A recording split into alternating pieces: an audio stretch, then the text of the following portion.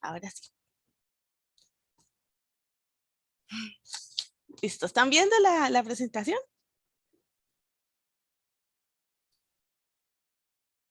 ¿Sí? ¿La están Sí, viendo? profe. Sí, profe, ahora sí. Ok, listo. Bueno, voy a bajar esto un poquitín porque no me deja.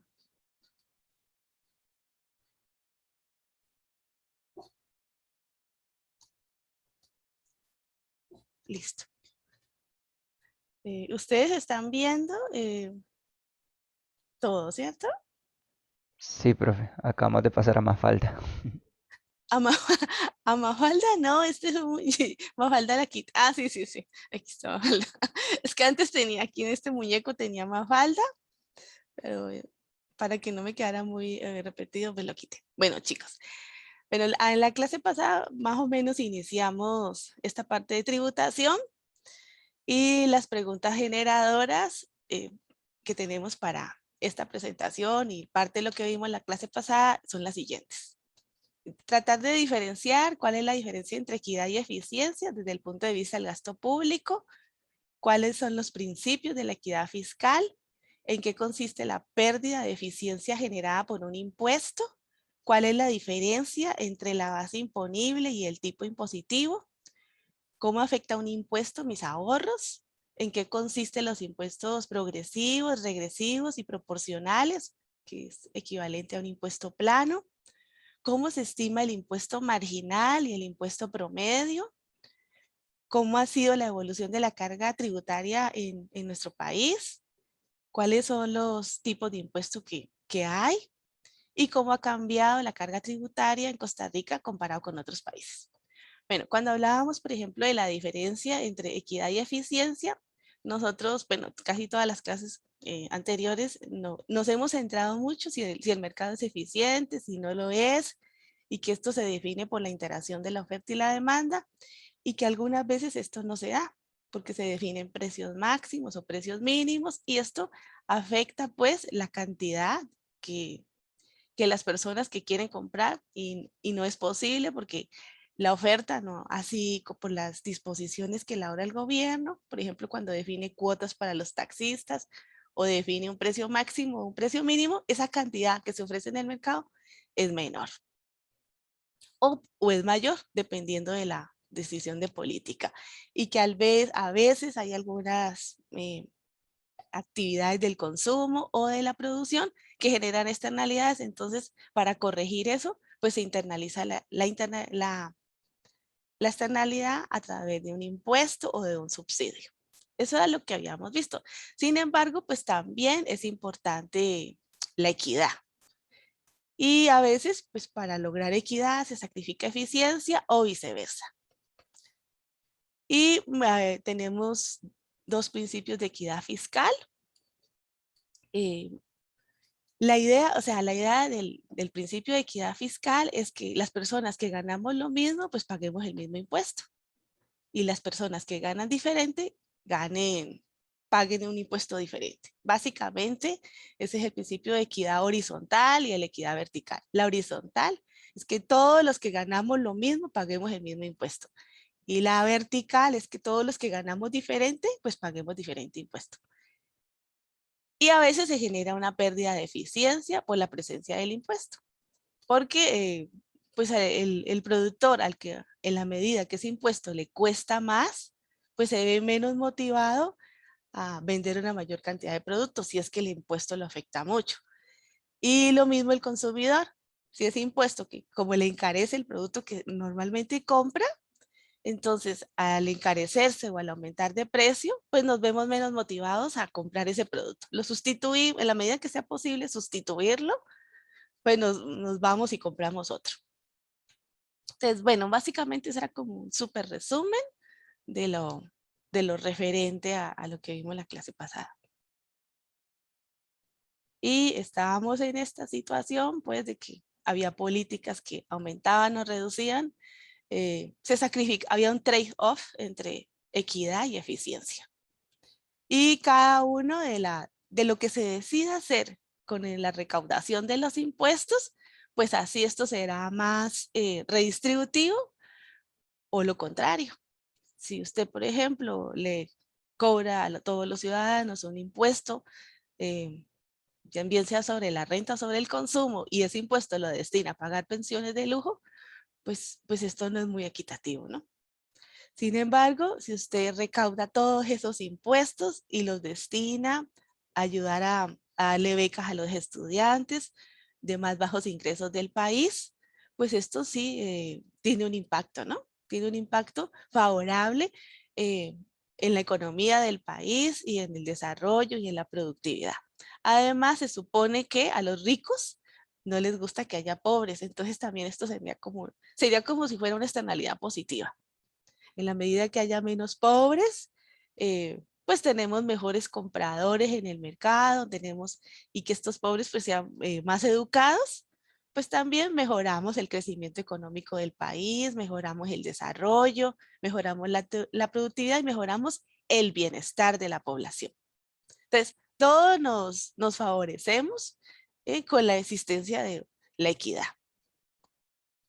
Aquí tenemos un ejemplo de cómo medir esa eficiencia. Entonces aquí tenemos que este es el caso de un impuesto que grava el consumo de la pizza. Entonces tenemos a Joe y a Janet. Y Janet está dispuesta a pagar $6 por una pizza. Y Joe está dispuesto a pagar $8. Sin embargo, pues el costo de la pizza es de $5.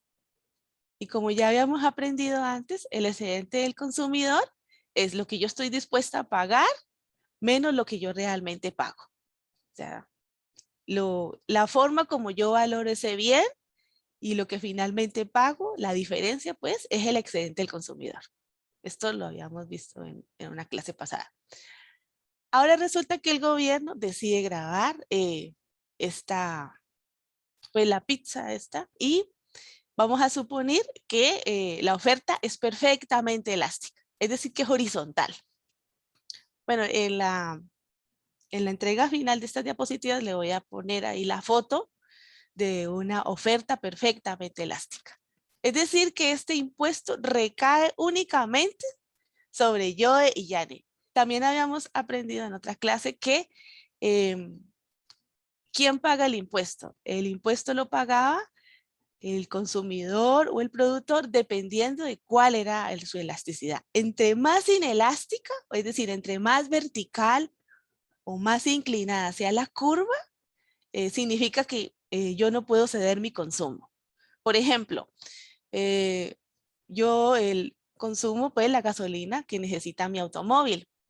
Si el Recope le pone un impuesto a la gasolina y mi trabajo es transportar niños, aunque le ponga el impuesto, yo tengo que seguir comprando la misma cantidad de gasolina para poder cumplir mi función de distribuidora de niños en la mañana, llevar todos los niños a las guarderías. Supongamos que esa sea mi fuente de ingresos. Entonces, yo soy inelástica. Ese es mi trabajo y igual, aunque le pongan impuestos, yo tengo que seguir consumiendo gasolina.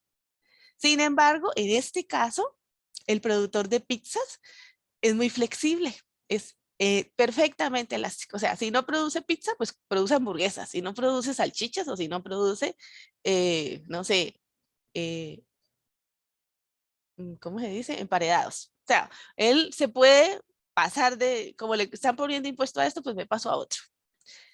Ahora resulta que ahora la pizza cuesta $7 porque el impuesto es de $2. Solo yo puede comprar. Yo está dispuesto a pagar $8 por la pizza. Ahora el excedente pues, del consumidor de yo es de $1. Yane considera que esta pizza no vale tanto y no está dispuesta a pagar por esa pizza $7. Creo que a todos nos han pasado. Uno dice, esta pizza sí la pago por esto, ya la conozco, no vale tanto. O sea, como que uno no encuentra una relación calidad-precio. Y esto lo hacemos constantemente, casi que de forma automática. Uno dice, esto no vale, este plato que me estoy consumiendo no vale 10.000 colones. Esto vale más o menos 5.000, pues por la calidad del producto que le vendan a la persona. Entonces, en este caso, Janet decide no consumir la pizza. al final, o sea, sin impuestos, el excedente del consumidor era de $4. 3 de Joe y 1 de Janet. O sea, el excedente total, antes de impuestos. Después de impuestos, el excedente total es de $1. Es decir, que el excedente de impuestos pasó de 4 a 1.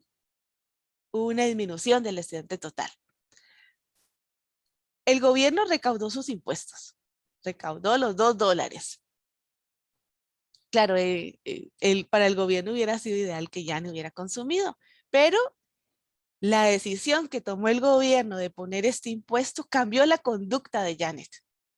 O sea, ella decidió no consumir este producto. O sea, el crecimiento económico de este país se ve afectado porque Janet cambió sus decisiones, cambió sus preferencias. Entonces, ahora, ¿cuál fue la pérdida de eficiencia económica? ¿Cómo la hallamos? Entonces, primero, pues tomamos el excedente sin impuesto, menos el excedente del consumidor con impuesto. Bueno, también esto serviría si si fuera el productor de pizza, pero aquí estamos analizando como el lado de la demanda. También podríamos analizar el lado de la oferta. Entonces, tomamos el nuevo excedente, el que resulta en la economía cuando aplicamos el impuesto, más los ingresos fiscales, que en este caso pues sería la recaudación, o sea, $2.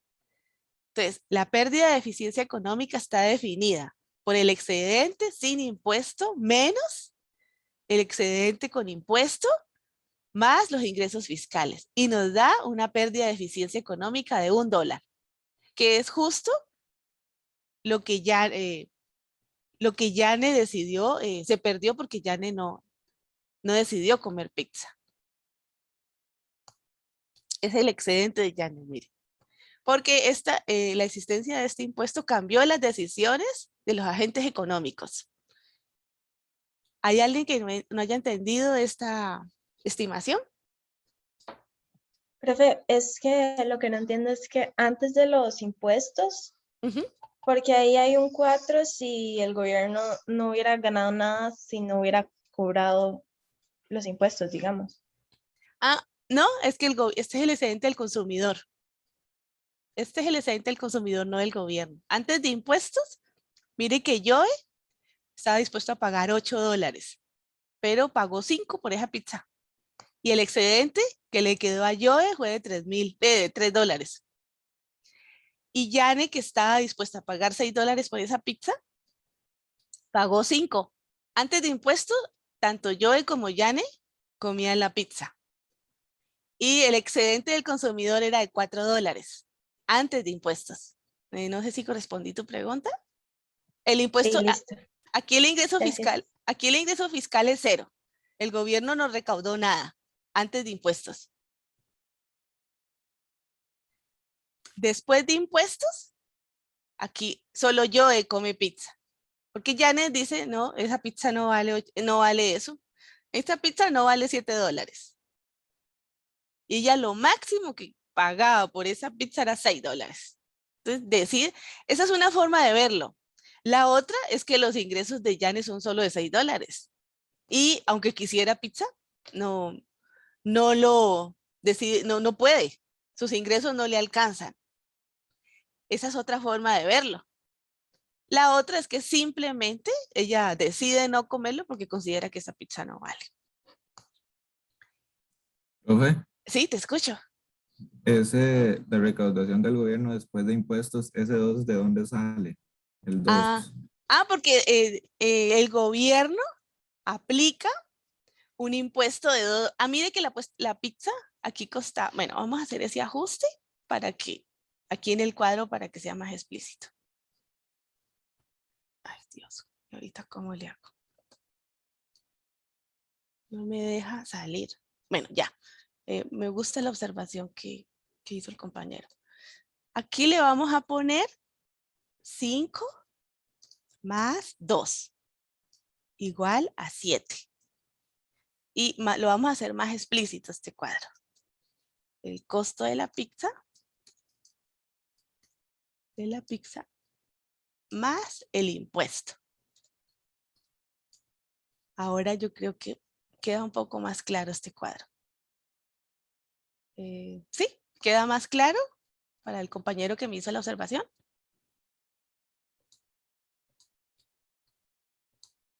Mire, este es el impuesto que aquí, pongámoslo aquí, el impuesto del gobierno es $2. Ahora, ¿queda más claro? Sí, sí, ya. Es los $2 de impuesto. Ajá, Ah, sí. Aquí ya esta pizza ya dejó de valor $5. Incluso aquí, si fuéramos más, todavía más minuciosos, bueno, porque a mí me gustan mucho sus observaciones. Aquí, sin impuesto. Entonces ahí quedamos aún más claros. Entonces, estos son los $2 que recaudó, porque solo Joe pagó esos impuestos. Entonces, solo a Joe, Joe puede ser, no sé, 300,000 personas de un país o pueden ser 5 millones de un país. Solo que pues para hacerlo más práctico, suponemos pues poquitas personas. Pero en los hechos no es así, o sea, hay 5 millones de personas que viven en un país, unas consumen una cosa, otros consumen otra. Entonces, mire que aquí el excedente de, que tuvo Joe fue de $1 y los impuestos que recaudó el gobierno fueron de $2. Entonces, la pérdida de eficiencia económica fue de $1.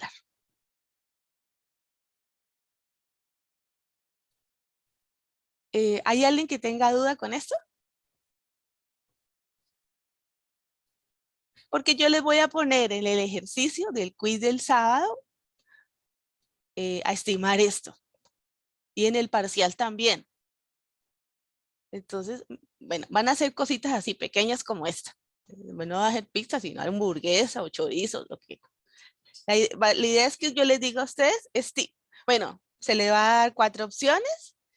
Entonces yo le digo, estime cuál fue la pérdida de eficiencia económica en esta economía. Entonces ustedes van a hacer Es más, yo puedo subirles el Excel de esto, pero pues no es tan complicado. Si quieres se lo subo, pero es muy sencilla las operaciones. Aquí yo podría ser incluso más explícita. Es que a veces cuando uno hace las cosas como que no cuenta pues con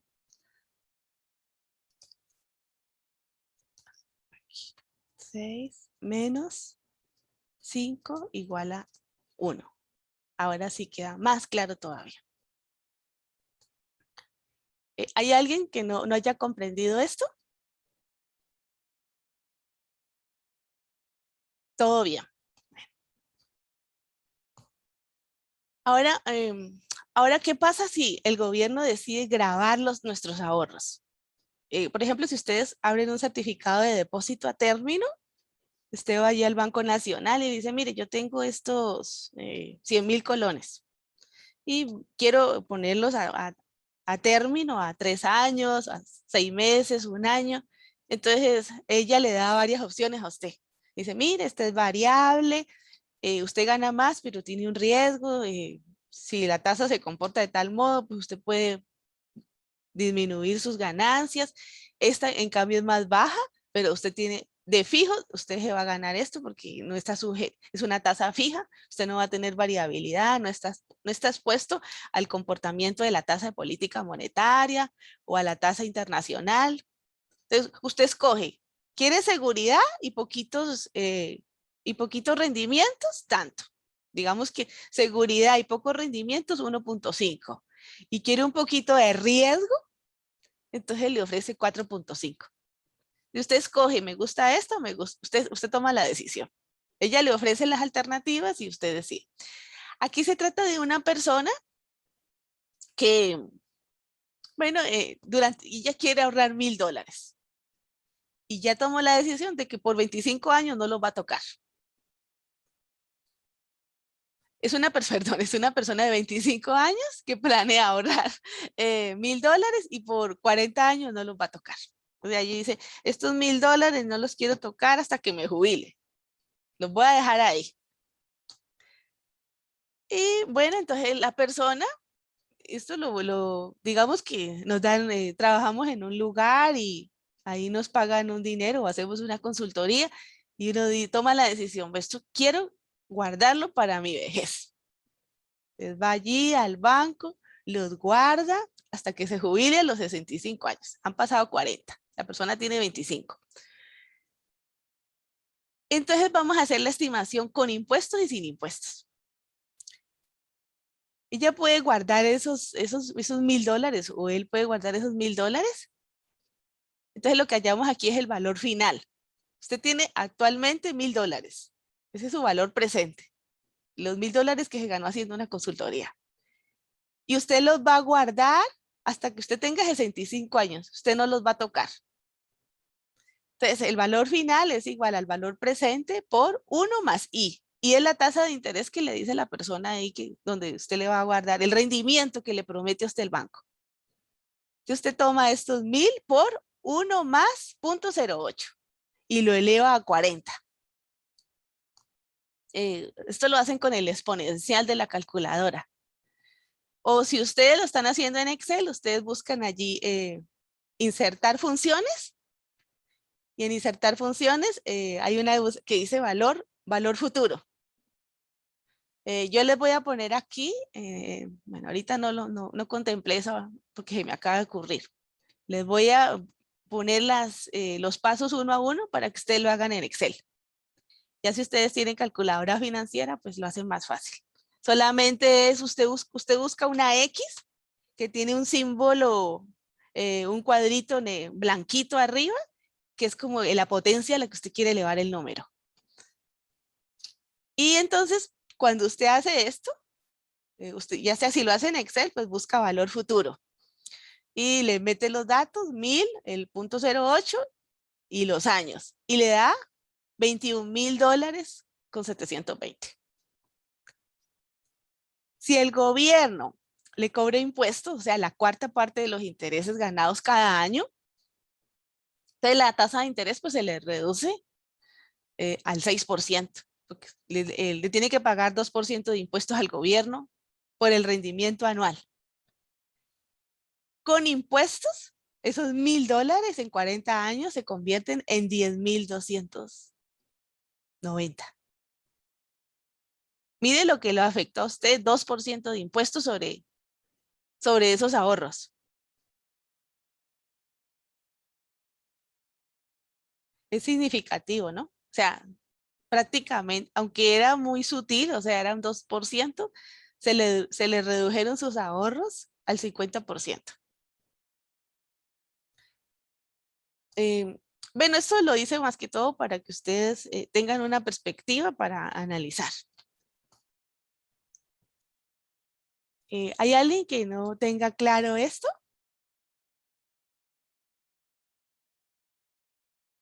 ¿Tienen calculadora ahí a mano? Por si quisieran probarlo.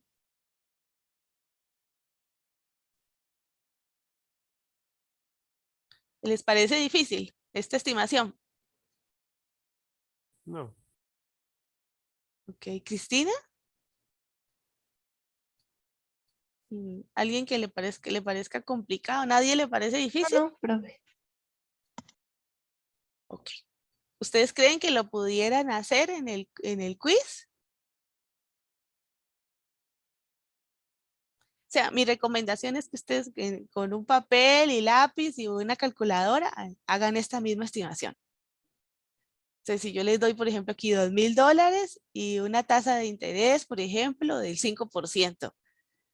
Y luego con el impuesto queda reducida en 3%. Entonces, estime cuánto tendría la persona en 30 años o en 10 años. Entonces pues eso lo hace básicamente la calculadora. Aquí el punto es meter bien los datos a la calculadora o insertar bien los datos en Excel. ¿Creen que lo pueden hacer? Yo sí.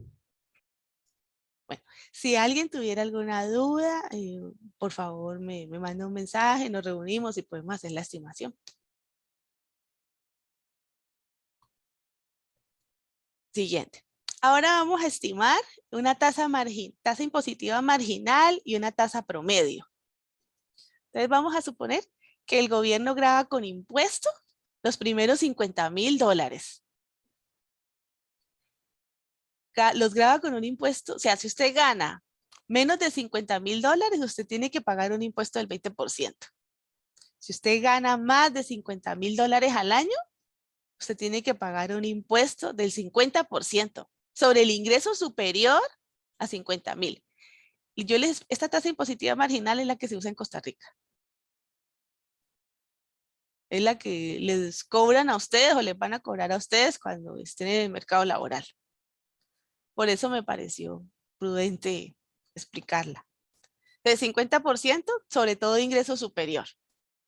Entonces, vamos a suponer una persona que gana $60,000 anual.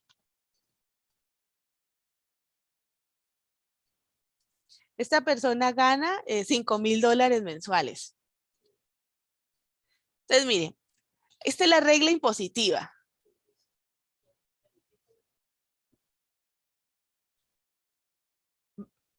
$20% para los que ganan 50,000 al año.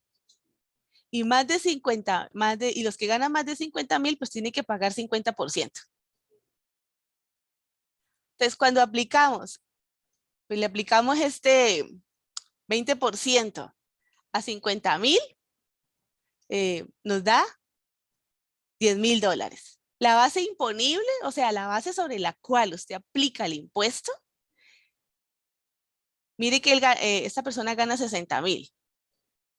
Entonces, sobre los primeros 50,000 le aplican 20%. Y sobre los siguientes, o sea, sobre el ingreso superior a los 50,000, ¿cuál es el ingreso superior a los 50,000? Son 10,000. Siguiendo la observación que me hizo el compañero, voy a ponerlo más claro aquí. Menos.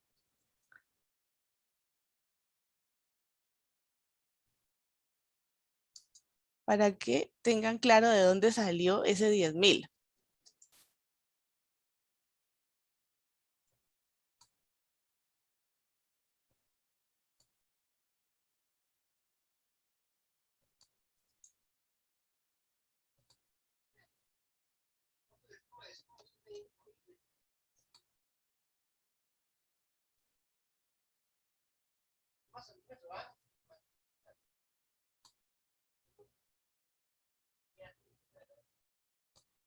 Listo. Mire que aquí se observa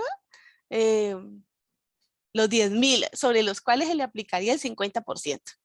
Entonces 10,000 por punto 50 pues nos da 5,000.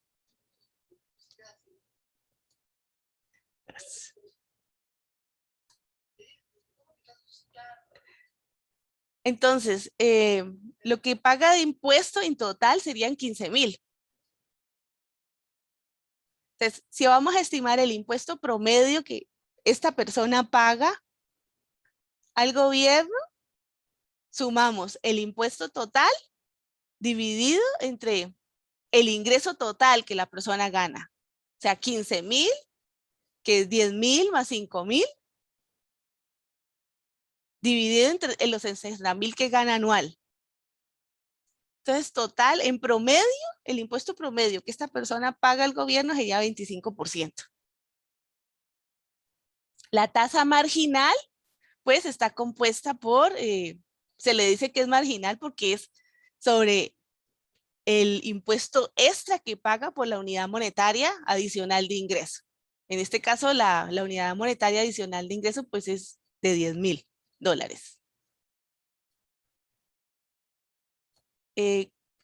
¿Queda comprendido esto? ¿Cómo se estima el impuesto promedio? ¿Y cómo se estima el impuesto marginal? Para mí sí, profe.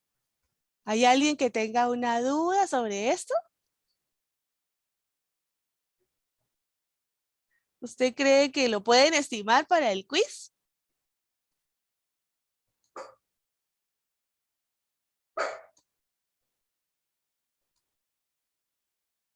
Bueno,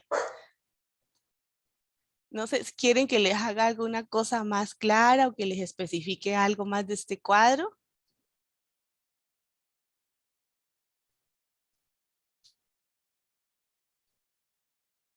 Bueno, entonces la tasa marginal sería 50%. La tasa promedio sería 25%, que es lo que estimamos aquí.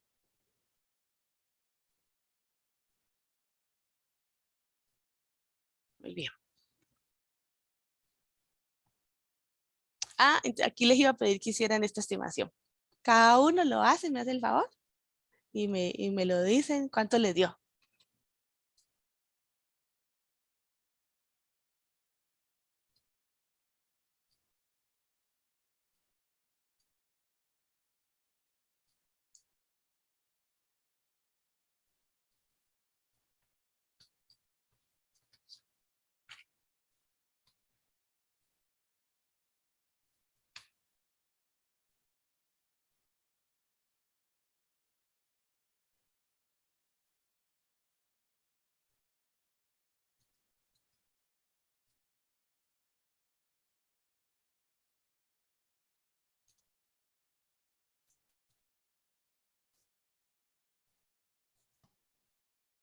El impuesto promedio es de 0.40 y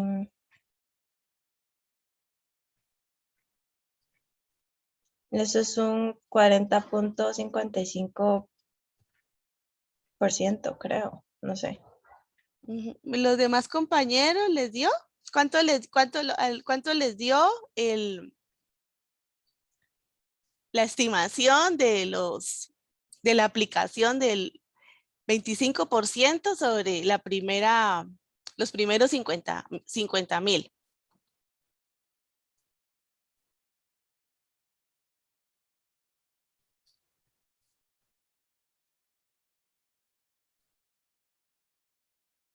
¿Alguien que lo haya estimado? Podemos escribir aquí en el chat, ¿no? Eso, Fabio, muchísimas gracias. Ahora, ¿cuánto les dio la aplicación del impuesto marginal?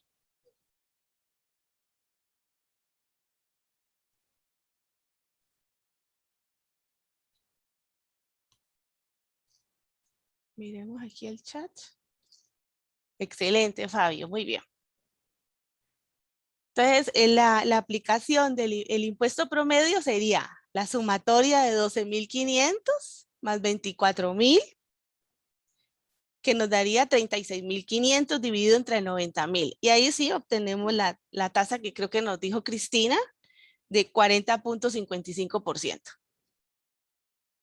Entonces, si yo le diera esos datos y les doy opciones para que me digan cuál es el impuesto promedio y el monto del impuesto promedio, el valor final que les dio allí, ustedes pues podrían indicarlo.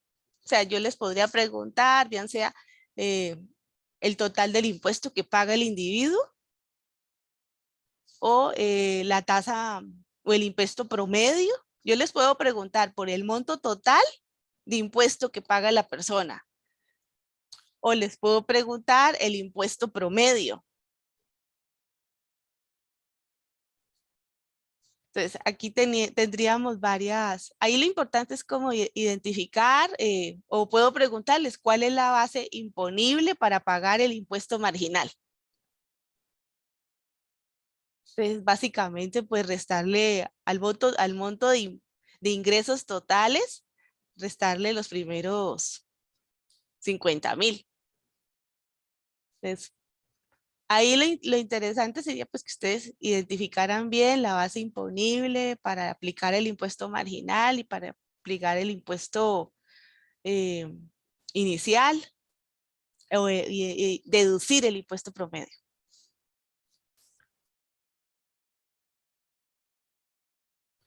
Bueno, la base imponible, pues como ya vimos, es como un valor absoluto, un monto sobre el cual se aplica una tasa impositiva, y la tasa impositiva generalmente es en términos de un porcentaje. A las tasas que son planas, es decir, que son fijas. Por ejemplo, que yo diga, vamos a cobrarle a todas las personas 10.000 colones sobre el salario, independiente de cuánto, como cuando uno da una cuota para una fiesta. Usted le dice, mire, la cuota es 15.000 colones. Ahí no se fijan, pues, si hay alguien con empleo, sin empleo, si es pobre, sino que a usted le dicen eso. La cuota es tanto. Es como una tasa fija, una tasa plana. Todos pagan lo mismo independiente de su nivel de ingresos. Se dice que esta es la más eficiente, porque usted no cambia sus decisiones. Ganando poco o ganando mucho, usted paga lo mismo. Entonces usted no tiene que preocuparse por ocultar nada. No se va a ver perjudicado si gana un poco más. O sea, no tiene que llevar su dinero a un paraíso fiscal, porque a usted le van a cobrar lo mismo independiente de los ingresos que tenga. Entonces, por eso se dice pues que es eficiente. Es eficiente, más no es equitativa. Aquí tenemos pues la tasa, los distintos tipos de tasa, las tasas, los impuestos por la renta pues pueden variar 10, 20, 30%. Ahora los vamos a ver los que se utilizan en el país. Y pues aquí otro, el impuesto de valor agregado o el impuesto sobre el consumo, pues que generalmente es uno. Y se dice pues que es un impuesto regresivo, porque cuando usted paga ese impuesto, allí no se fijan si usted es pobre, de la clase media, alta o es rico. Usted le toca pagar. Si quiere consumir ese producto, pues lo paga. Y pues tenemos varios tipos de impuestos. El impuesto sobre el consumo o sobre las ventas, sobre el valor agregado, pues sobre los productos que usted consume. Si consume salmón importado o si consume pescado nacional o consume vino, si usted si consume vino francés o si consume vino nacional o vino chinelo, pues usted va pagando distintos tipos de impuestos. El impuesto sobre la renta, pues es lo que le cobran a usted según su nivel de ingresos. El impuesto sobre la renta de sociedades, pues dependiendo de la renta o de los niveles de ingresos o de beneficios que tenga la empresa o la organización, pues así se le va a aplicar el impuesto. El impuesto sobre la propiedad, pues depende si usted tiene auto o si usted tiene una casa, un yate, un barco, pues el impuesto se le aplica sobre eso. Y en general, pues los impuestos sobre la riqueza. También están las cotizaciones de seguridad social, que depende pues de su salario. Hay un capítulo de Los Simpson donde se hace una crítica a los impuestos y no sé, ahí les puse el vínculo por si quisieran verlo. Aquí tenemos los distintos impuestos tributarios que se aplican pues obtenidos en el país. Ay, perdón, me estorba esta.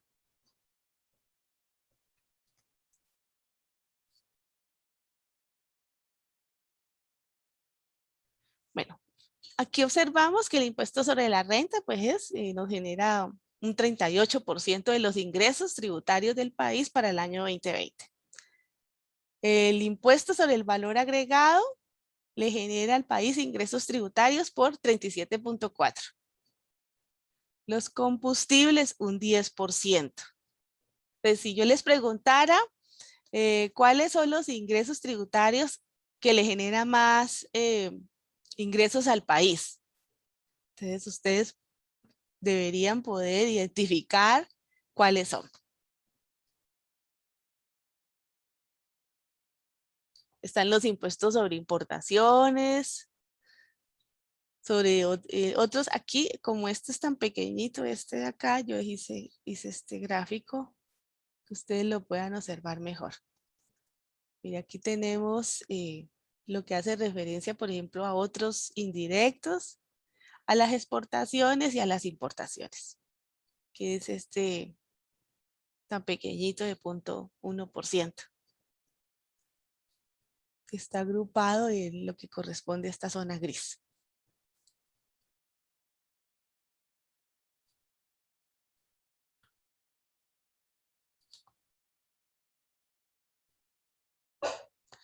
Bueno, un impuesto progresivo, bueno, es el que y se incrementa a medida que aumenta sus ingresos.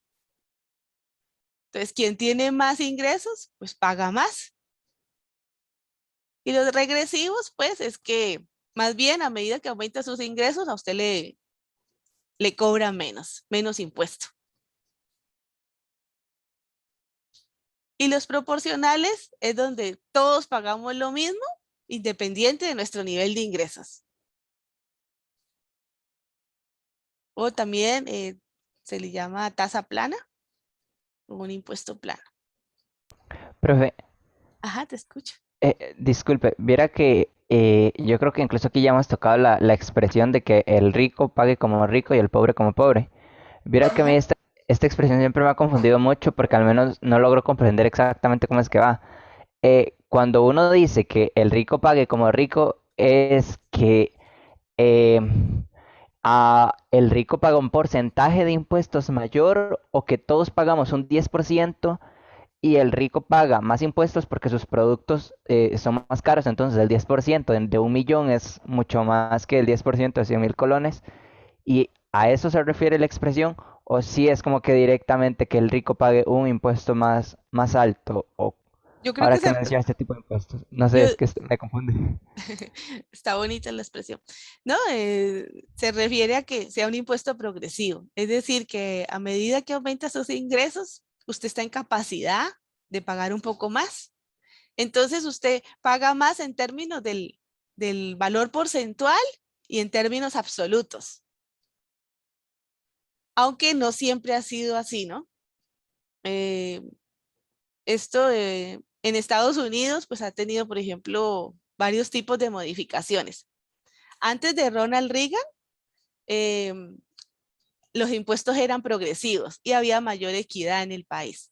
Cuando Ronald Reagan llegó a la presidencia, eh, modificó todo esto y lo volvió regresivo.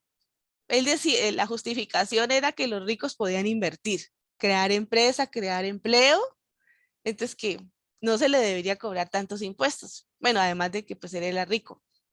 Entonces, eliminó estos impuestos porque, bueno, según lo que cuenta la anécdota, es que él era, pues, ustedes todos saben que él fue actor, ¿no?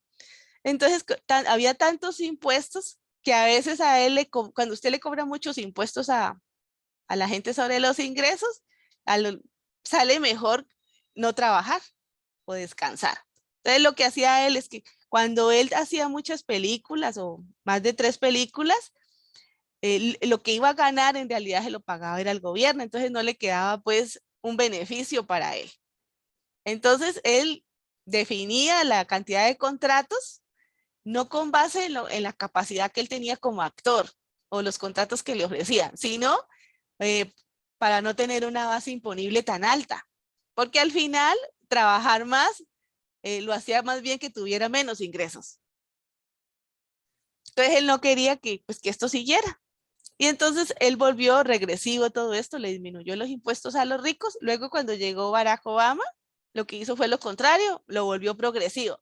Entonces, ¿de qué depende que los impuestos sean progresivos o regresivos? Depende de... eso es un juicio muy personal o político. Depende de quién esté ahí en el direccionamiento de un país, que los impuestos pues se vuelven progresivos, se vuelven regresivos o se vuelven proporcionales. Entonces, así ha sido como ha estado en Estados Unidos. Ahora lo vamos a ver más adelante cómo está en Costa Rica. Profe, Ajá, te eso es escucho. o sea, esa parte es lo que le llaman los Reaganomics, No sé, o yo es no otra había oído esa parte. expresión, pero está Eh, buena. o ¿Cómo sea, es? es que o sea, es como o sea, en inglés es una combinación de las palabras de Reagan y Ajá, Economics, ¿verdad? Entonces es ajá. como Reaganomics, algo así es como le dicen. Pero Yo no no sé la si son, había oído, pero está buena. La voy a buscar, la voy a buscar a ver qué veo.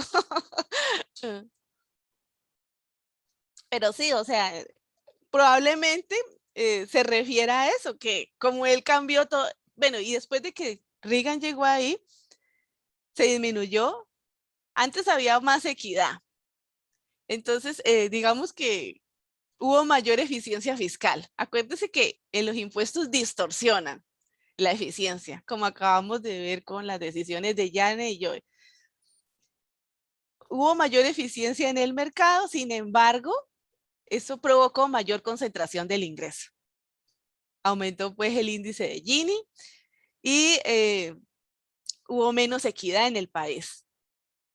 O sea, todo ese periodo disminuyó mucho la equidad en los Estados Unidos. Comparado con Europa, hay más equidad, por ejemplo, en Francia o en Alemania o en España que en los Estados Unidos. Bueno, con las reformas que hizo Barack Obama, la idea era que fuera mejorando. Pero bueno, allí, dependiendo de quién esté ahí en la política, va variando. Bueno, aquí es un gráfico pues que nos muestra la base imponible. O sea, si es un impuesto progresivo, a medida que aumenta la base imponible, aumenta el impuesto. Si es un impuesto regresivo, la base imponible es el valor sobre el cual se aplica, el valor absoluto sobre el cual se aplica el impuesto. Si es un impuesto regresivo, cuando aumenta la base imponible, disminuye el impuesto. Y si es proporcional, a medida que aumenta el impuesto, el impuesto no cambia, es el mismo. Entonces, pues se evita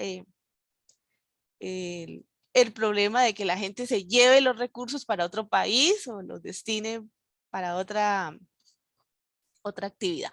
Si a una persona o a un empresario le cobra mucho impuesto sobre un producto, lo que hace es que se cambia su actividad a una que no cobre el impuesto. O sea, el empresario siempre va a buscar que ese impuesto lo pague el consumidor, que lo paguen los empleados y no tanto que lo pague él. Entonces, si el gobierno decide cobrarle mucho impuesto a ese producto o servicio que está vendiendo, pues cambia de producto y de servicio, se pasa a uno que no.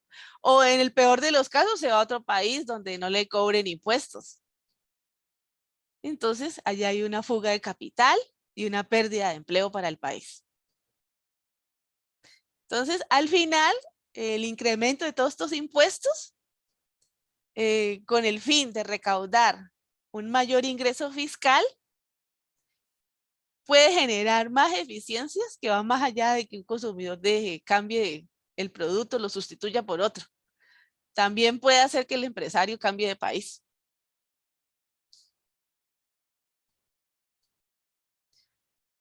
Bueno, este es un gráfico básicamente para representar lo mismo, ¿no? Lo que es un impuesto regresivo, el proporcional y el progresivo. Aquí este es un ejemplo. De aquí suponemos, pues, una persona que gana $50,000 al año, otra que gana $100,000 al año y otra 200,000. Entonces vamos al impuesto de cuota fija o tarifa plana, tasa plana. Entonces, ¿qué significa tasa plana? Que independiente de sus ingresos, usted paga $10,000. En términos porcentuales del ingreso, significa que esta persona paga 10%. Aquí lo que estamos hallando es el ingreso promedio, el impuesto promedio. Esta persona, al final, pues, termina pagando 5% y esta termina pagando 2.5%. El impuesto proporcional, es decir, que todos pagan el mismo porcentaje. Aquí, cuando se gana 50,000, ustedes mismos pueden verificar esto, ya sea que lo hagan en Excel o con la calculadora.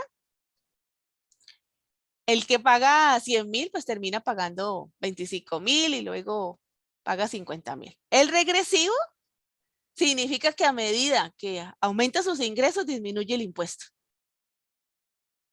Entonces, aunque en términos absolutos, creo que alguien preguntaba eso antes, en términos absolutos, mire que el rico está pagando más que el pobre. Mire, 15,000 paga el pobre, esta persona que gana $5,000 mensuales, y está pagando 40,000 de impuestos. Pero en realidad, en términos porcentuales, está pagando menos. Porque pues los ingresos mensuales del rico son de casi de $17,000, mientras que este tiene ingresos Profe, mensuales de 5,000. profe, Sí, te escucho. ¿y cómo eran los impuestos de Reagan cuando era regresivo, digamos, los porcentajes? Esa es una buena pregunta. Tengo que investigarlos. Voy a ponerlo aquí. Y la próxima clase, eh, si los encuentro, se los presento. Porque no lo sé. Aquí tenemos los impuestos progresivos. Significa que a medida que aumenta sus ingresos, le cobran más impuestos. Es lo que se utiliza en Costa Rica. Entonces, mire que el monto del impuesto aquí para el pobre es de 10,000, el siguiente es de 25,000 y el rico ya no paga 40,000, ya paga 60,000.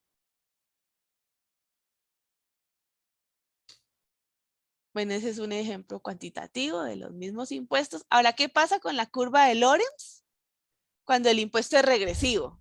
Profe, perdone. Ajá, eh, ¿Podría volver al anterior, por sí, con favor? mucho gusto.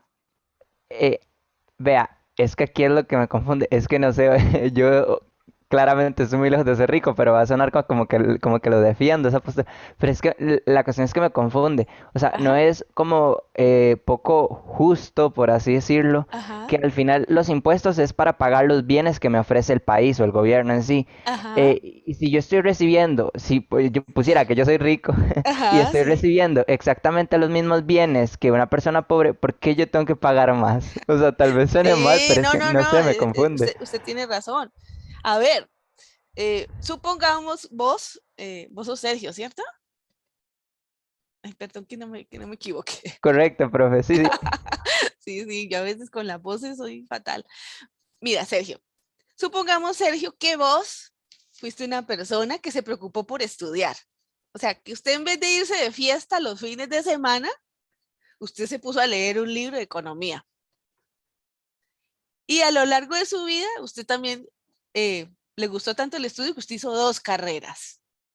Entonces, el fin de semana que sus amigos del barrio se reunían de fiesta y compartían con sus familias, usted se puso a estudiar. O sea, usted no vivió ese disfrute de fiestas y bailes con amigos, vecinos y familia, porque usted se dedicó a estudiar. Y gracias a ese sacrificio y los pesos que le llegaban a usted, usted iba y los ahorraba ahí al Banco Nacional. Gracias a ese ahorro que usted hizo y a esos estudios que usted realizó, usted tiene un buen salario hoy, que es de $100,000 anuales. Sin embargo, otra persona que pudo haber hecho lo mismo, vecino suyo, decidió irse de fiesta y nunca ahorrar y esperar a la pensión que le dé el gobierno. Y uno diría, injusto contigo, Sergio, que pues te súper esforzaste toda tu vida para tener un buen ingreso y ahora te cobran más de impuestos. Entonces allí usted tendría la razón, Sergio. Ahí yo le doy la razón. Pero es que lo que es justo o no es justo es algo subjetivo. Depende, como le dije, depende de los políticos que estén allí, de los que estén tomando esas decisiones. Lo que es justo para mí puede no ser justo para Sergio o para Esteban o para Cristina. Y lo que es justo para ella puede no ser justo para mí. Eso es algo subjetivo. Puede Profe, pasar. Ajá, pero es que no sé, no puedo evitar seguir viendo que entonces en todo caso lo más equitativo, por así decirlo, no sería un impuesto proporcional donde todos pagamos el mismo porcentaje, ajá. pero yo por ser rico estoy pagando tal vez más, pero porque el gusto que yo me estoy dando es más caro. Sí, desde la perspectiva económica, este es el impuesto más eficiente. Pero vaya, dígale eso al sindicato, a ver qué le dice. Ah, A ok, ver, profe. vaya, dígale eso allá, a ver. eh, no, no, eh, pues usted también tiene que lidiar con las protestas. Si usted es un gobernante, Sergio, usted lo nombramos presidente de este país, Y usted va con esta perspectiva, ¿no? O sea, la eficiencia del mercado. Así lo reporta la literatura, porque usted evita que este señor que se gana 200.000 se lleve esto para un paraíso fiscal. Usted, me conviene más que tenga ese dinero aquí y lo invierta, cree empresa, compre un portafolio. Porque si se compra un portafolio en el Banco Nacional o el Banco Popular, allí el Banco Nacional puede usar ese dinero prestándoselo a inversionistas o empresarios que quieran ampliar su empresa o a amas de casa que quieran crear un negocio. Pero no sale el dinero del país. Lo tenemos aquí, moneda en circulación. Pero si se lo lleva a un paraíso fiscal, pues ahí sí ya se beneficia Suiza o se beneficia Panamá. Aunque bueno, dicen que Costa Rica también es un paraíso fiscal. Pero ahí estaría la situación dándote la razón. Pero esto no te lo va a aceptar. La gente que lucha por la equidad y la igualdad, jamás. O sea, para el sentir de todas las personas es que el rico que tiene más tiene que pagar más. A veces la riqueza no siempre es fruto del esfuerzo, Sergio. En tu caso, a lo mejor tú vas a tener un gran ingreso en el futuro y va a ser fruto de tu trabajo y tu esfuerzo. Bueno, la cultura de Bill Gates es de su esfuerzo, pero mire a dónde va. A ver, Santiago, dime. No, profe, que digamos, en mi opinión, Ajá. eh, pues el progresivo no me parece injusto, porque digamos, si yo gano 100.000 colones, digamos que fuera un impuesto proporcional. Yo teniendo 100.000, 25.000 colones es un montón. Yo con 75.000 colones no podría vivir. En cambio, si yo gano 1.000.000 de colones y me cobran el 25%, que serían 250.000, yo con 750.000 colones igual puedo vivir. Claro. Entonces, o sea, no es una cuestión de, o sea, es igual, pero no es equitativo. O sea, y aparte, como usted dice, las riquezas no siempre son de como esfuerzo. Y aparte, para llegar a un como punto de riqueza tan absurdo como el de Bill Gates, es mentira que es todo esfuerzo, es más que todo suerte. Ujú. Sí, sí, sí. Esto, ahí hay muchas cosas, relaciones de política, cuestiones de poder, eh, capacidad de negociación. O sea, hay muchas, con razón, hay gente que heredó su fortuna. Por eso las gerencias tienen tanto impuesto. Porque esa persona que recibe gerencia no hizo ningún sacrificio, pues, para tener solamente ser familiar de alguien. Bueno, aquí, ¿qué pasa si aplicamos un impuesto regresivo? Pues que aumenta la concentración del ingreso. La curva de Lorenz se desplaza hacia el lado derecho. Si aplicamos un impuesto progresivo, la curva de Lorenz se desplaza hacia el lado izquierdo. Es decir, hay mayor equidad.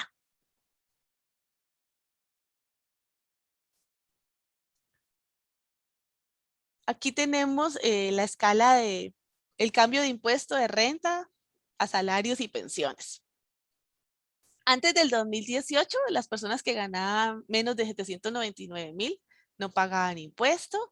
Los que ganaban entre 800.000 y 1.200.000 pagaban 10%, y los de 1.200.000 en adelante pagaban 15%. Luego se hizo este impuesto progresivo, es un impuesto progresivo marginal.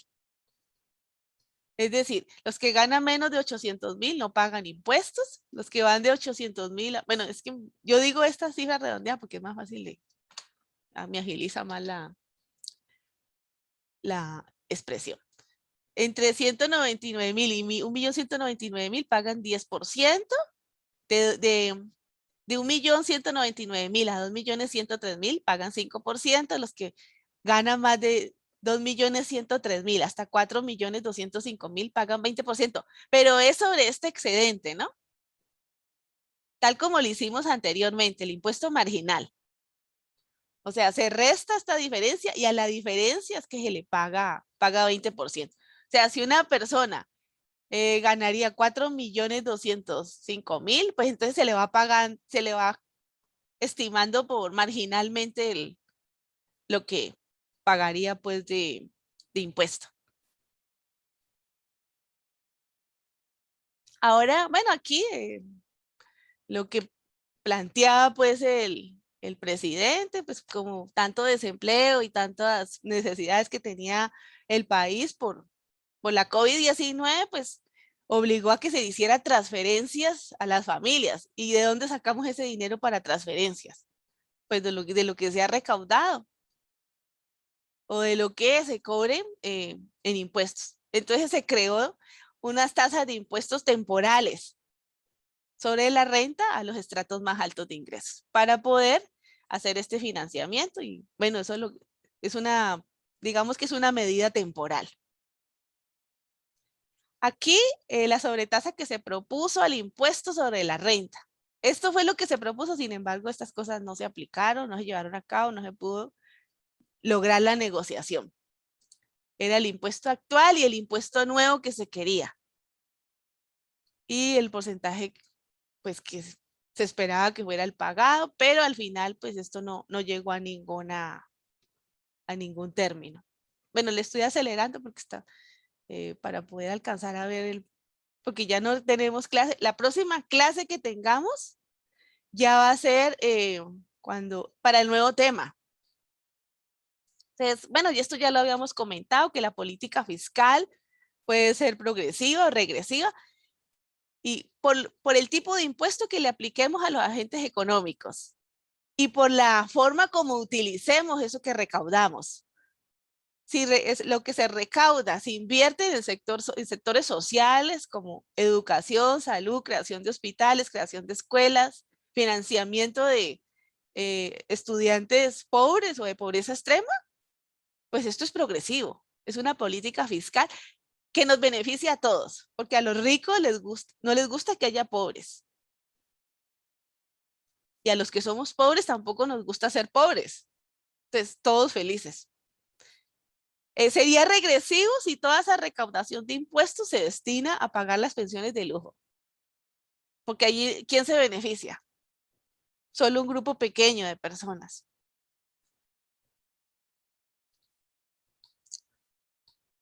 Bueno, aquí es un análisis así, un impuesto de 10,000 para cada marchamo. Pues ustedes como lo ven, progresivo, regresivo, proporcional.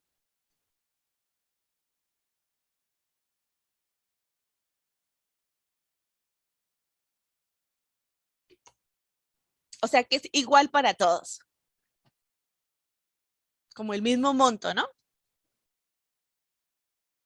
¿Esa era la tasa plana, profe? Sí, muy bien. Un 15% sobre la renta de todas las personas. Proporcional. Correcto. Y aquí esa tarifa que va, la sobretasa adicional al impuesto sobre la renta del 5% a partir de un ingreso de 1.5 millones, de 10% a partir de 2 millones y de 15% a partir de 3 millones. ¿Cómo lo ven? Progresivo. Excelente. Un impuesto de 15% sobre las ventas. Proporcional. Proporcional. Correcto. Un impuesto de 5% sobre bienes de consumo básico, 10% sobre bienes generales y 20% sobre bienes de lujo. Progresivo. Excelente. Un impuesto a las escuelas y colegios privados, pero no nos dice nada sobre qué tipo de impuesto es. ¿Pero qué les dice eso? ¿Le parece a ustedes que es equitativo, es eficiente? Bueno, si son privados, yo supongo que debe ser progresivo porque es para gente que paga más. Ujú. Pero bueno, aquí necesitaríamos que nos dijeran un poco más sobre cuál es el impuesto, ¿no? Como que nos cuesta hacer un juicio, pero si es verdad, si es un colegio privado se supone que son gente pero si ¿qué pasa si usted le cobra muchos impuestos a los colegios privados? A La las, demanda baja sí, y el ¿y para precio dónde también. vienen? Para los públicos, supongo. Claro. Y la capacidad que tienen las escuelas públicas. O sea, Sí, se explota, o sea, se se desborda, ¿no? rebalsa. Sí, o sea, es lo que ha pasado ahorita con la pandemia, ¿no? Que no sé si vieron la noticia donde disminuyó mucho la matrícula en colegios privados y se incrementó en la escuela pública. El efecto pandemia. un impuesto de $100 a los pasajes aéreos. Plano. Ujú, muy bien. Bueno, de hecho, uno cuando sale del país, uno le toca pagar eso. O sea, a veces, de hecho, por ejemplo, Avianca te lo cobra de una vez. En el momento que vos compras el tiquete, de una vez te cobra el impuesto. Aquí, ¿en qué cambia nuestro análisis si nosotros sabemos para qué se va a destinar el impuesto? O sea, ¿nos animaría más si supiéramos cómo se va a usar esos impuestos? Sí, o sea, si de entrada nos dicen, mire, este impuesto que le vamos a cobrar se va a destinar a la red vial.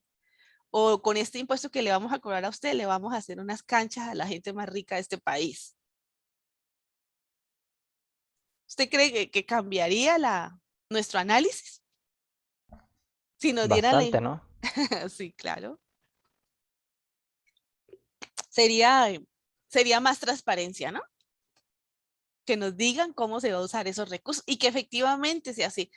Porque a veces usted de repente paga ciertos impuestos por el uso de automóviles, gasolina, y sin embargo, pues usted encuentra que las calles a veces como que tienen una calidad de la que usted no desearía. Y se le dañan los motores a los carros. Y bueno, y todo esto al final recae sobre el consumidor o sobre el taxista o las personas que trabajen constantemente o que tengan que recurrir a la utilización de la infraestructura vial.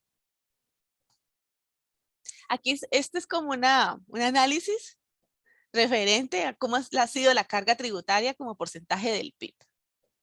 Desde 1991 hasta el 2019. Aquí pues la carga tributaria como porcentaje del Producto Interno Bruto era del 11% y así estuvo más o menos estable como hasta el 2000. Luego incrementó ligeramente. Espere que hay una barra que me estorba aquí. Entonces, bueno, aquí incrementó mucho pues en el año 2007-2008, que fue la época de la crisis financiera internacional, y aquí va a volver a incrementar para la época de la pandemia.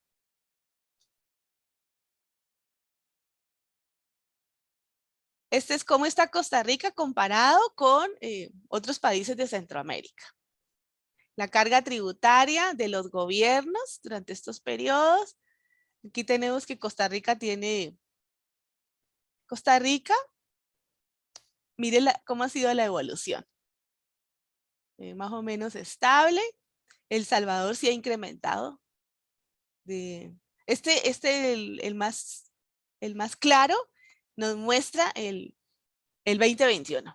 O sea, cómo se proyecta. Costa Rica aquí pareciera que hay una pequeña reducción de la carga tributaria. En El Salvador tiende a incrementar. ¿Dónde está más baja la carga tributaria? En estos países.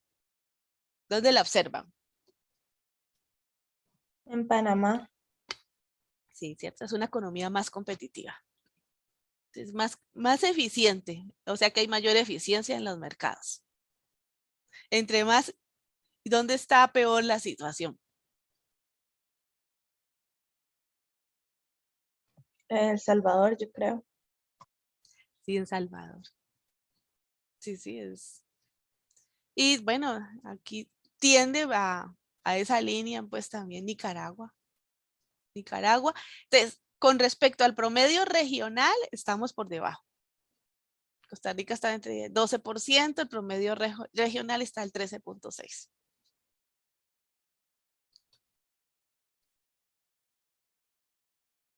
Ahora con respecto a América Latina, ¿cómo es con Costa Rica? Mira, aquí tenemos Costa Rica con 23.6% de ingreso tributario como porcentaje del PIB. Brasil lo tenemos como 33%. ¿Cuál tiene la menor recaudación?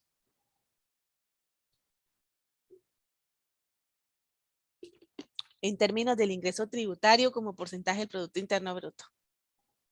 ¿Cuál es el país con menor ingreso tributario? Guatemala.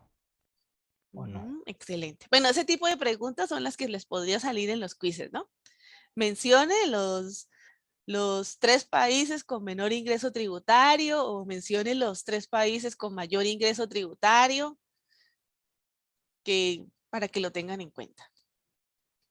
Así que sí, por favor, revisen pues bien las diapositivas y sus documentos.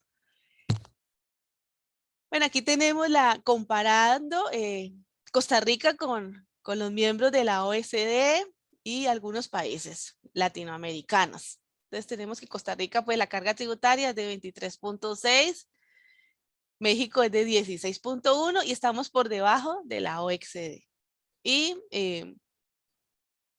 el que tiene la carga tributaria como porcentaje del PIB más elevadas, pues están los países nórdicos, Noruega, Finlandia, tenemos también a Austria y a Dinamarca.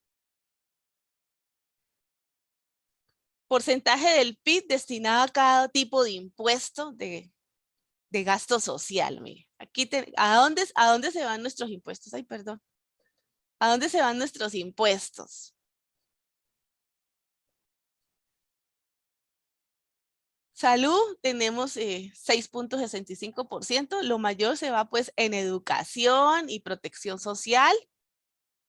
Tenemos un porcentaje pequeño que se va a vivienda y otro a cultura y recreación. Pero se concentra más que todo en estos 3 sectores.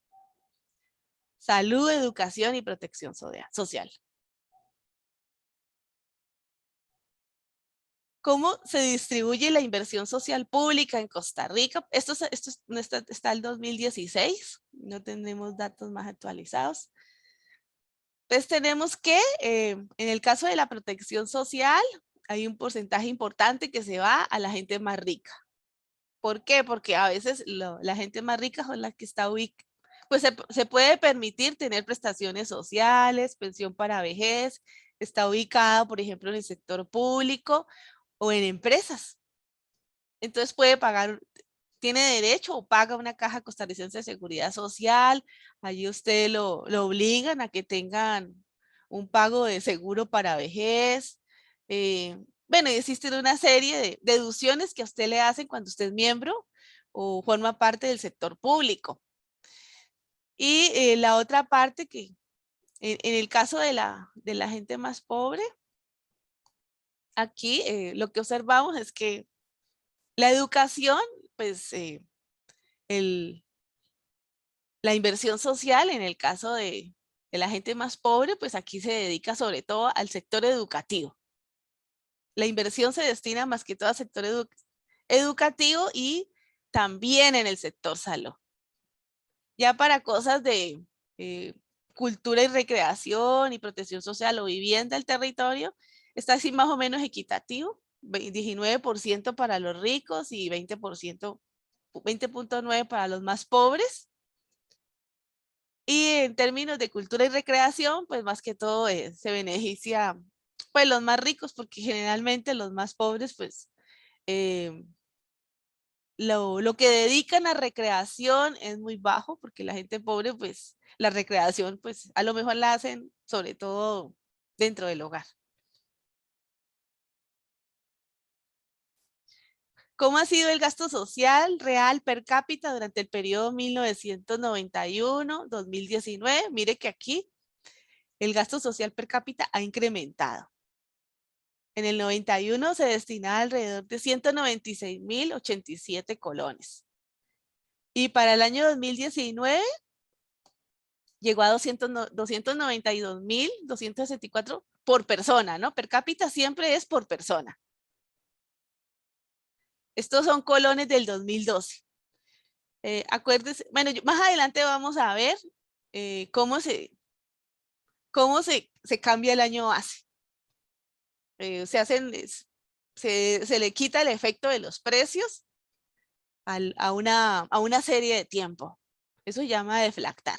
Aquí está deflactado el año 2012. Bueno, aquí se ve un panorama positivo. Ha habido incremento.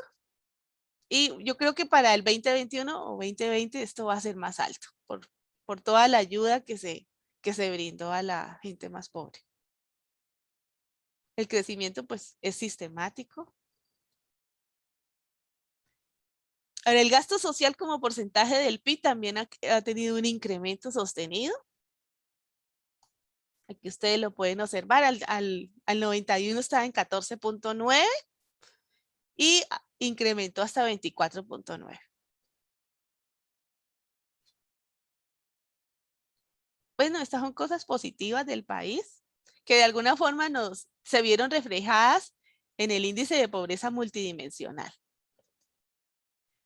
¿Cómo está Costa Rica comparado con el resto del mundo en la esperanza de vida? O sea, ¿cuánto se espera que nosotros vivamos? Mire que Costa Rica, a pesar de tener un ingreso per cápita, o sea, el ingreso por persona en el país, estos son datos del 2016, que está alrededor de $10,000, tenemos una esperanza de vida que está casi a tono con los países desarrollados. Mira, Noruega la tiene un poquito más alta, como alrededor de 83 años. Dinamarca también, por ahí 82 años. Japón también tiene una esperanza de vida muy alta, pero Costa Rica, mire que se destaca por tener una esperanza de vida. ¿Por qué creen ustedes que se da esto?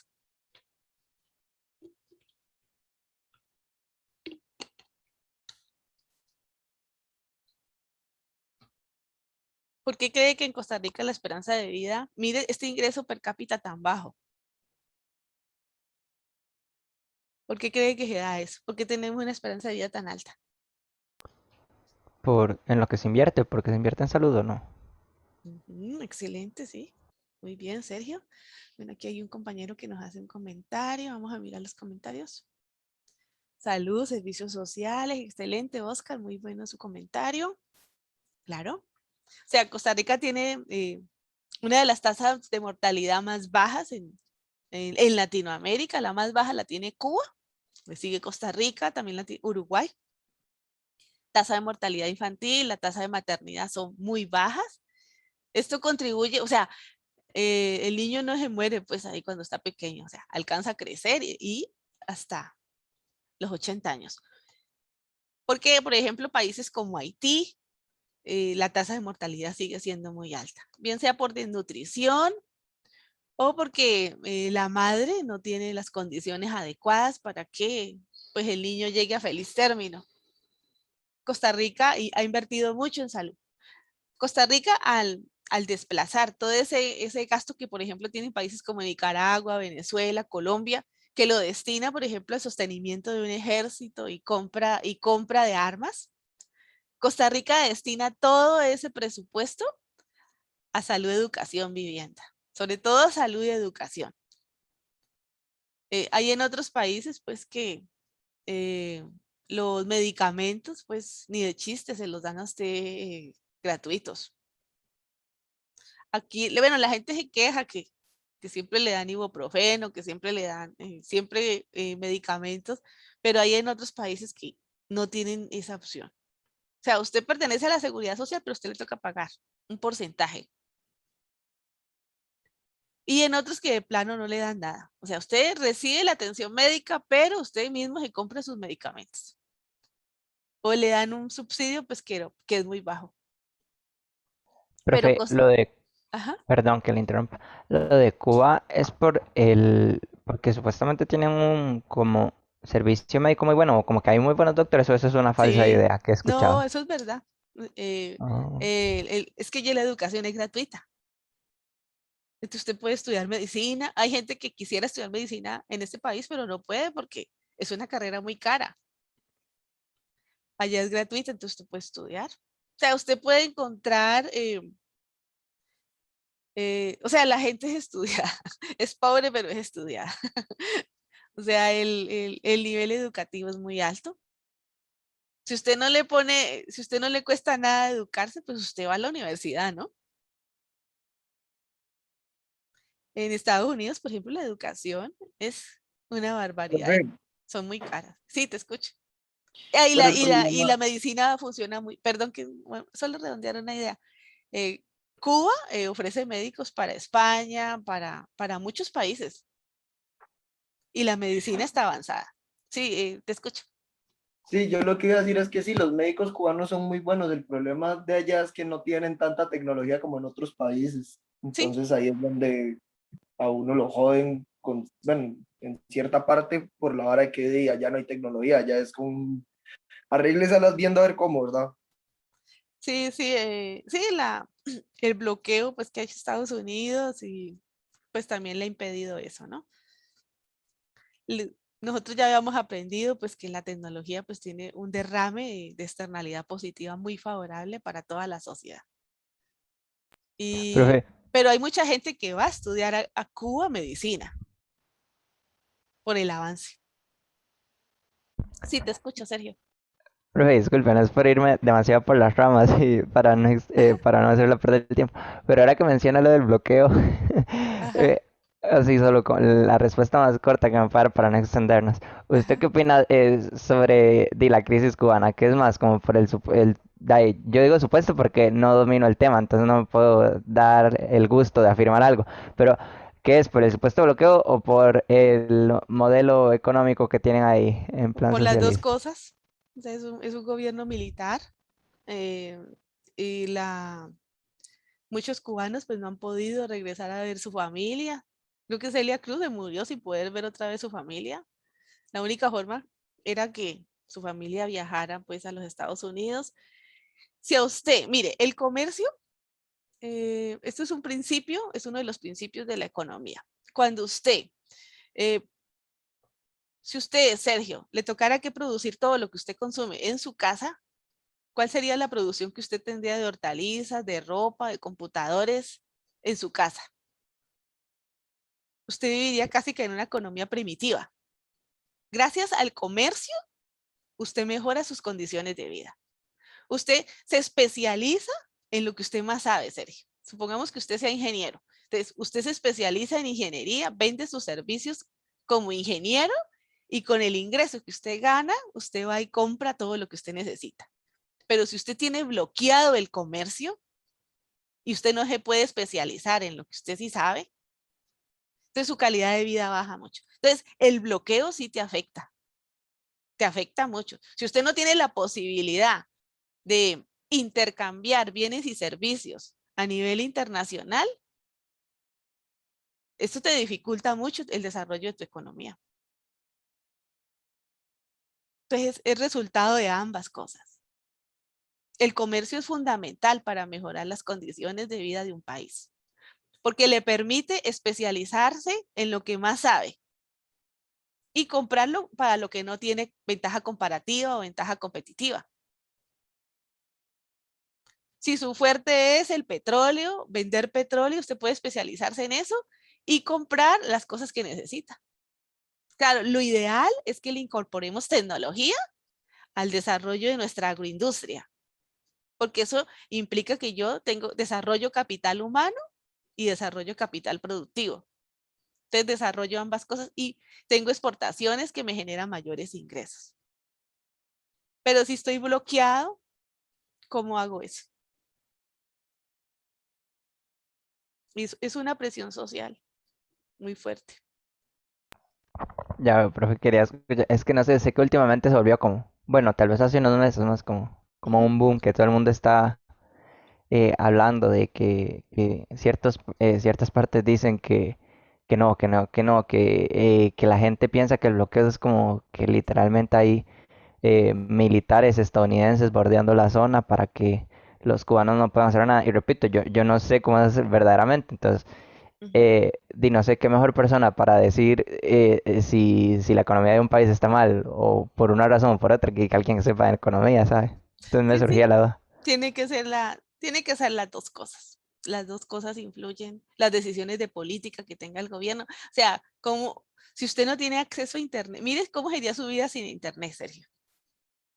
¿Cómo? O sea, si usted no tiene, o sea, Internet es como la red de información que utilizamos casi a diario. Mire que tuvimos un colapso de 5 horas o 6 horas, sí. O sea, todos estábamos así como eh, extrañando eso. Bueno, un porcentaje de la población estaba extrañando esa comunicación permanente. Y si usted no tiene acceso a Internet, porque eso pasa, que los estudiantes sin acceso a internet, imagínense. O sea, en una época en la que todos tenemos esa tecnología. En Cuba no. Y eso lo bloquea el gobierno, eso es una política de gobierno. Entonces, por eso, por ambas cosas, por la falta del comercio internacional y también por el gobierno en sí mismo. Aquí tenemos el índice de progreso social en América Latina. Costa Rica aquí está a la vanguardia. Estos son datos del 2019. Pues esto es bueno para el país.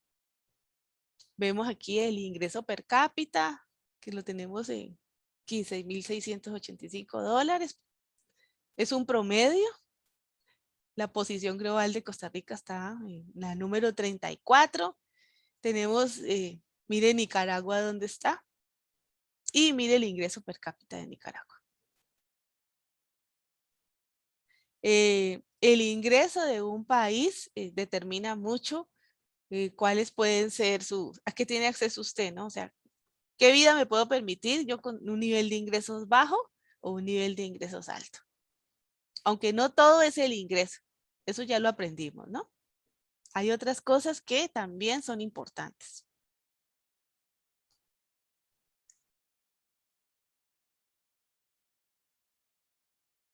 Aquí tenemos la incidencia de la pobreza de la población de 25 años según nivel educativo. En el eje vertical tenemos el porcentaje de pobreza y aquí tenemos los años de escolaridad. Entonces, lo que observamos es que a medida que aumenta nuestro nivel de escolaridad, disminuye nuestra incidencia de pobreza. ¿Por qué? Porque tenemos acceso a un empleo, a mayores posibilidades laborales. Y esto pues tiene un efecto multiplicador en el mejoramiento de las condiciones de vida de las personas. Esto está muy sustentado por la teoría. Hay muchísima literatura que respalda esto. Tasa bruta de escolaridad en secundaria. ¿Cómo ha evolucionado? Desde 1957 al 2018. Bueno, aquí tenemos que esto es muy sustantivo en nuestro país. Mire que aquí la tasa bruta de escolaridad estaba en 17.1. Hubo un cambio importantísimo para finalizando la década de los 70, que llegó a 59.7. Luego hubo un pequeño descenso por la crisis que tuvo Costa Rica durante la década perdida, pues que prácticamente fue para toda América Latina. Y luego ha ido incrementando hasta que estamos a una tasa bruta de escolaridad de 98.8, que es muy significativo. Porque la inversión en educación como porcentaje del Producto Interno Bruto pasó de 4.7 a 7.7.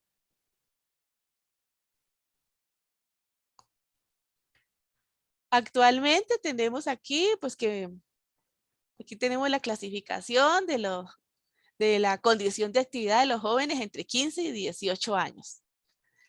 Los que solo estudian son alrededor del 81.7%.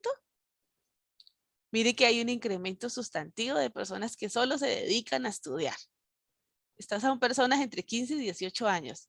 Los que trabajan, esta población se ha reducido, pues gracias a las facilidades que el gobierno da para que esta población pues se capacite. Los que solo trabajan es un porcentaje pequeño. Mire que este era más alto. En el 2001, 28% solo trabajaba. En el 2018, 7.8. Y la generación Nini, o sea, los que ni estudian ni trabajan, pues esto ha disminuido un porcentaje de 8.2 a 6.1. También hay una reducción de la desigualdad educativa. Tenemos aquí que se compara el año 2003 con el año 2017 y lo que se observa es que el nivel educativo por familia pasó de 68% a 21%. Por ingresos también ha habido una reducción de desigualdad en términos de la educación. y a nivel rural. O sea, aquí vemos indicadores muy positivos de mejoramiento pues, de esa brecha de escolaridad.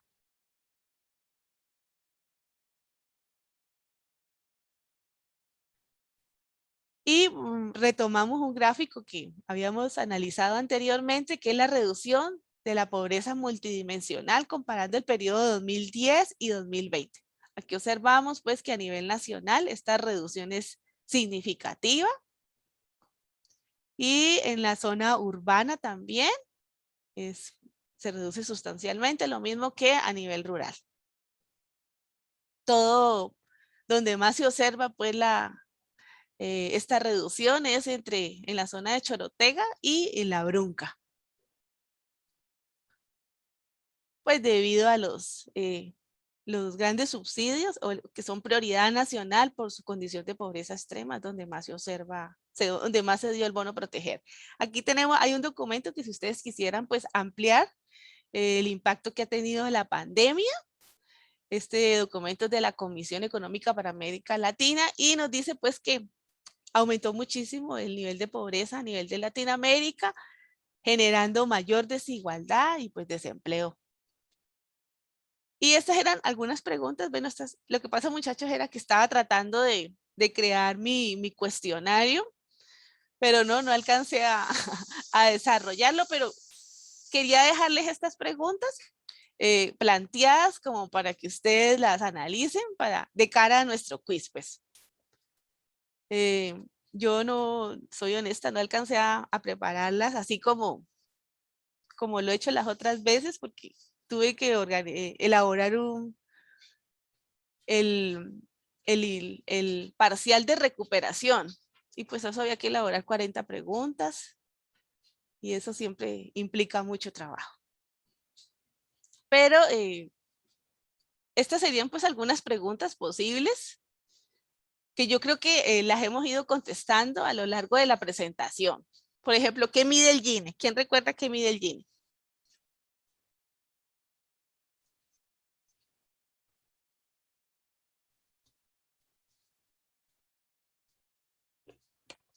¿Desigualdad o pobreza? A ver, aquí. La desigualdad. Ah, muy bien. Ajá. ¿Qué nos muestra, por ejemplo, una curva de Lorenz que esté más cerca a la diagonal? ¿Mayor desigualdad o menor desigualdad? Menor desigualdad. Una curva de Lorenz cerca a la diagonal de 45 grados. Más cerca a la diagonal es Ajá. menor desigualdad. Correcto, muy bien. Y más retirada de la diagonal, ¿qué nos muestra? Mayor. Mayor concentración del ingreso, ¿cierto? ¿Saben diferenciar entre... ¿Alguien me puede dar un ejemplo de un impuesto regresivo?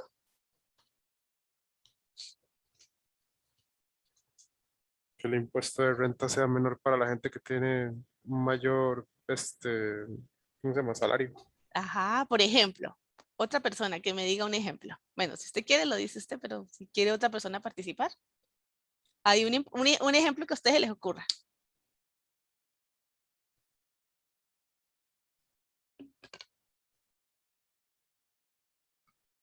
Un ejemplo de un impuesto regresivo.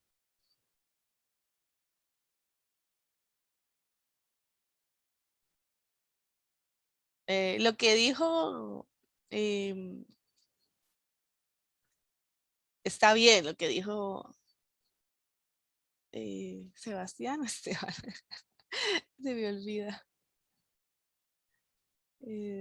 Sebastián, ¿cierto? O Esteban. Siempre he confundido esos dos nombres.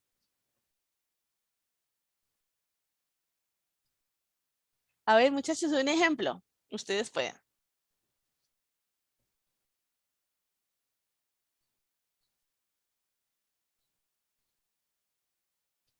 A ver, si por ejemplo, vamos a tener 3 ingresos. Uno de 100,000, otro de 500,000 y otro de 1,000,000. ¿Cuál sería un impuesto regresivo? Que, por ejemplo. aplicar 20, 15 y 10% Ajá, consecutivamente a excelente, esos Sergio. salarios. Excelente, Sergio. Ese sería. Muy bien. Ahora, un impuesto progresivo, un ejemplo de un impuesto progresivo.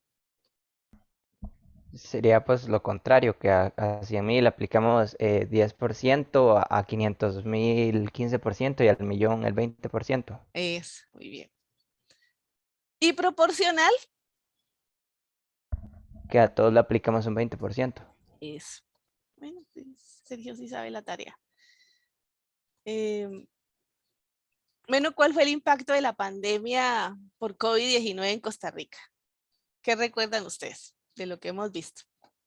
Fue lo de la escolaridad, que, ¿cómo se llama? Que los de colegio privado se pasaron a los públicos. Ajá, ¿y qué otra cosa pueden decir? Por ejemplo, respecto a la pobreza. ¿La golpeó, no la golpeó? ¿Salimos menos pobres, más pobres?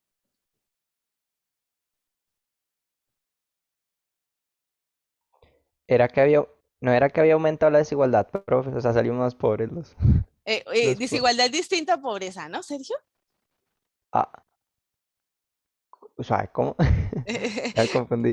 Desigualdad nos mide la concentración del ingreso. Solo la estamos midiendo por una variable que se llama ingreso. Ok, pero la pregunta es específicamente de la pobreza o en ¿No? general. Eso ¿Cuál es. fue el impacto de la pandemia por COVID-19? Usted puede explicarla por el lado de la pobreza y por el lado de la desigualdad. Bueno, es que lo que recuerdo fue que se dio el ejemplo de que, por ejemplo, las personas que eran como trabajadores independientes, por dar un ejemplo, Ujú. pues perdieron más sus empleos Ajá, o, tenían menos horas, por así decirlo. Entonces, eso en todo caso, por parte de la pobreza, sería como que aumentó. ajá. Sí, sí, ese Así lo veo. sería como un escenario específico. Ajá. Pero sí, Y, los indicadores que acabamos de ver ahorita aquí. O sea, aquí nosotros acabamos de ver los indicadores, mire. Acabamos de observar esto. Mire, aquí tenemos 2020-2010. Y este es la reducción de la pobreza multidimensional. Bueno, aquí hice un desastre. A ver. Sí, básicamente, pues es retomar esto, ¿no? Y ¿saben diferenciar lo que es una base imponible de una tasa impositiva? ¿Quién me dice un ejemplo de base imponible?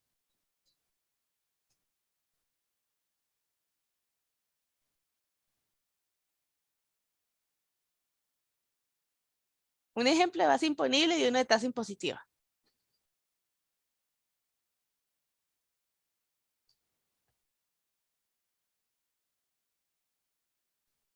Ustedes saben, muchachos. Todos saben eso. ¿O no recuerdan?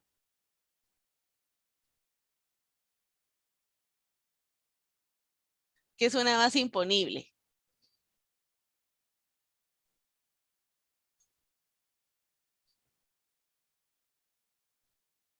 ¿Nadie se arriesga? ¿No? Bueno, es una base imponible donde se aplica el impuesto. Y un tipo impositivo, pues es un porcentaje.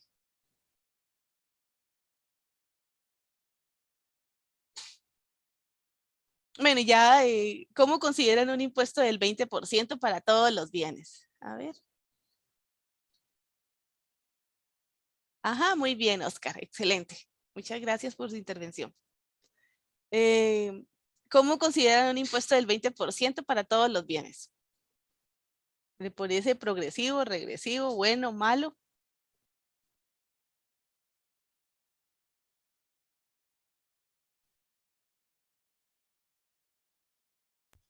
habíamos dicho que ese era el porcentual que era el más eficiente para el mercado, pero no el más Para los equitativo. ingresos, ¿no? Para los ingresos. Ah, ok. Recuerde que usted tiene que diferenciar impuesto para bienes de consumo y impuesto para ingresos. El impuesto para ingresos es sobre la renta, o sea, lo que usted recibe. Ahí un impuesto proporcional es lo más eficiente, pero un impuesto del 20%, por ejemplo, para todos los productos que venden en el más por menos. ¿Eso te parece regresivo, progresivo? ¿Te parece bueno? ¿Te parece malo? ¿Cómo lo sentís? Plano. Eso es malo, ¿cierto? Porque es regresivo. O sea, le estamos cobrando y todo el que consuma, imagínese un impuesto para todo, leche, yuca, chayote, arroz, frijoles. O sea, ¿cómo consideran ese impuesto? Sobre que tengamos todos que pagar 20% por todos los bienes. Ese es plano, por eso. Ajá, sí, es un Plano. impuesto, es una tarifa plana, es un impuesto plano y es regresivo, porque ahí no está considerando quiénes son pobres y quiénes son de mayores ingresos.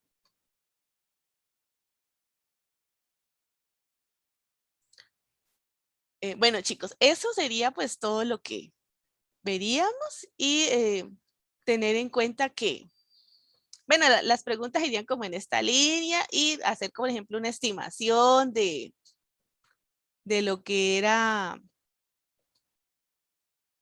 el, el promedio de impuestos, saber diferenciar lo que es un impuesto al consumo de lo que es un impuesto al ingreso, lo que mide el índice de Gini, qué es pobreza alimentaria, qué factores influyen en la pobreza multidimensional, qué es la pobreza por necesidades básicas.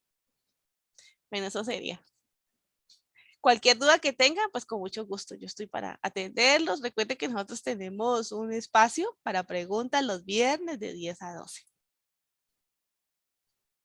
Muchas gracias, profe. A usted. Gracias, profe, que tenga un día. A usted, muchas gracias por estar aquí.